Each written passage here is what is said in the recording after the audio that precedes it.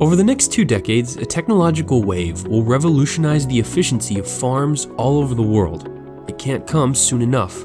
By the year 2050, the human population will be nearly 10 billion, which means we'll need to have doubled the amount of food we now produce.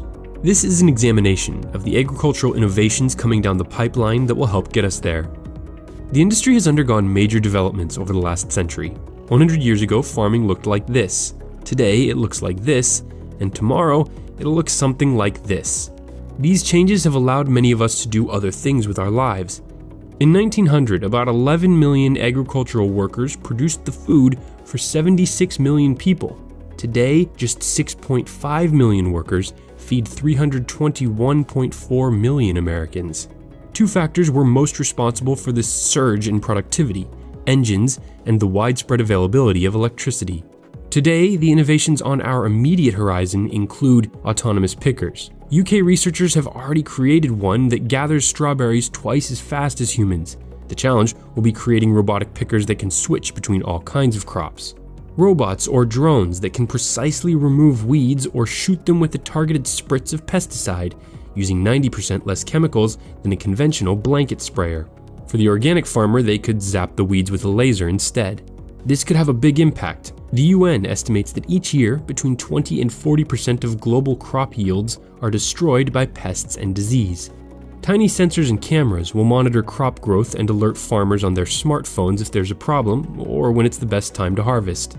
The Bonnie Rob can take a soil sample, liquidize it, then analyze its pH and phosphorus levels all in real time. As a proof of concept for all this autonomous farming technology, researchers at Harper Adams in the UK plan to grow and harvest an entire hectare of barley without humans ever entering the field.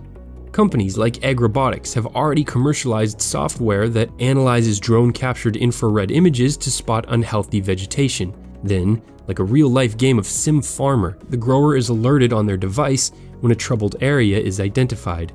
Machine learning is regularly improving the system's ability to differentiate between varieties of crops and the weeds that threaten them. Not to be left out, a company called Mavericks contracts 100 pilots to fly light aircraft that are outfitted with multispectral cameras on data-gathering missions over large farms throughout the country. For an even wider view, Planet Labs operates a fleet of CubeSats that take weekly images of entire farms from space to help monitor crops. Other companies are creating analytics software to act as farm management systems, allowing growers of all sizes to deal with this new tsunami of data. And the Farmers Business Network combines data from many farms into one giant pool to give its members the power of macro-level insights that have traditionally only been available to corporate mega farms. Vertical farms are essentially warehouses with stacks of hydroponic systems to grow leafy greens. They're sprouting up in cities all over the world where fresh produce and land is scarce. The key obstacle here is the cost of energy and the toll using a lot of it takes on the environment. The upside is that artificial lights and climate-controlled buildings allow crops to grow day and night, year-round, producing a significantly higher yield per square foot than an outdoor farm. For now, though, only expensive leafy greens like lettuce or herbs like basil have proven profitable in the vertical system. And the jury is definitely still out on whether this is truly an environmentally friendly technique. One possible solution is to use blue and red light wavelengths to optimize photosynthesis and turbo boost growth, a technique tested by researchers at Project Growing Underground, an experimental farm operating in old World War II bomb shelters underneath London. Another advancement in indoor farming is the Open Agriculture Initiative, which aims to create a catalog of climates, so temperature and humidity can be set to recreate the perfect conditions for growing crops that would normally come from all over the world locally instead. This is an attempt to tackle the food miles issue. When produce is shipped around the world, it creates unnecessary CO2 emissions. Just look at where a few of the items you'll eat today were cultivated to understand how big of a problem this is. The millions of people entering the middle class every year in developing countries are demanding tens of millions of pounds of additional meat. These ideas aim to get the most from every animal. Who would have thought Fitbits could be for livestock too? Cows are being fitted with smart collars that monitor if they're sick or if they're moving around more, which is a sign of fertility. Researchers at Scotland's Rural College are analyzing cow breath. Exhaled ketones and sulfides reveal potential problems with an animal's diet. Thermal imaging cameras spot inflamed udders to provide earlier treatment to combat a bacterial infection known as mastitis, one of the costliest setbacks in the dairy industry. 3D cameras quickly measure the weight and muscle mass of cattle so they're sold at their beefiest. Companies have even begun positioning microphones above pig pens to detect coughs, giving sick animals the treatment they need a full 12 days earlier than before. Less antibiotics are used if fewer animals become ill for shorter lengths of time. And a system of just 3 cameras developed by researchers in Belgium tracks the movement of thousands of chickens to analyze their behavior and spot over 90% of possible problems. Here's a stat that I found eye-opening. Consumption of farmed fish has now surpassed our consumption of beef, and researchers are working to increase the types of fish that are raised. Aquaculturists at the Institute of Marine and Environmental Technology in Baltimore are developing an artificial ecosystem that mimics ocean conditions so that saltwater fish farms can be built inland. This would allow millions of landlocked people to be able to enjoy fresh fish instead of consuming frozen fish grown or caught on the coast that have to be shipped thousands of miles in refrigerated trucks that use a lot of energy. The most exciting thing about this experimental fish farm is that it's actually a closed system that creatively uses 3 sets of bacteria in different ways so it doesn't produce any waste and even powers itself. This is the world's most sustainably produced fish. The system is completely and fully contained. There is zero interaction with the environment. There is no waste. It's zero waste goes back to the environment, which is the big problem with aquaculture today.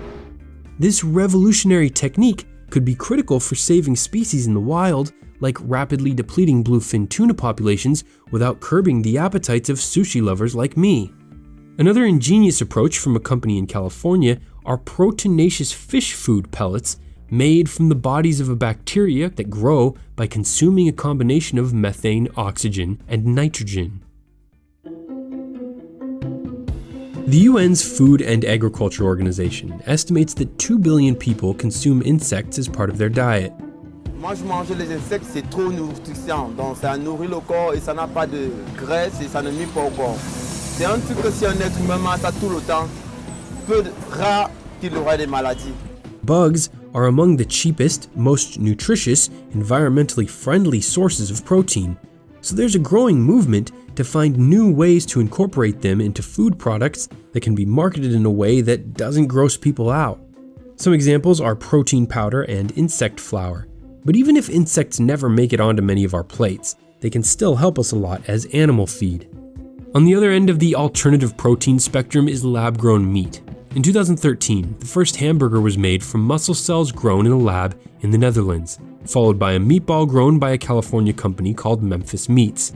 These grabbed headlines, but production costs need to come way down before we'll be buying synthetic meats in significant quantities. So it's better for the environment, and we need much less resources to actually produce it, so that we can produce much more meat with much less resources, so that we can feed the entire planet.